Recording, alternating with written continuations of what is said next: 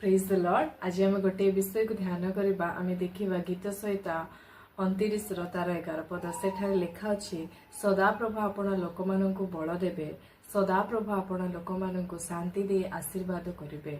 आज जिते लोक ए वीडियो देखुं मु कहवाई चाहे आज अनेक लोक अच्छा जो मैंने असुस्थता सकाशु बा कौन सी परिस्थिति सकाशु से माने दुर्बल अनुभव करते। आज से कहवाई चाहे परमेश्वर वाक्य कहूँ कि सदा प्रभु तुम बल देवे। प्रियर लोक मैंने आपण ए वाक्य को विश्वास करंतु, आपण जीवन में वाक्य कार्यकारी हम कहवाई चाहे जिते लोक आज दुर्बल अच्छा परमेश्वर निकटवर्ती हूँ, आपण मैंने परमेश्वर प्रार्थना करंतु जहाद्वारा परमेश्वर आपण को बलवान करेंगे एवं जो माने आज अशांति रे गति करुछन सेमानंकु भी प्रभु शांति देवे।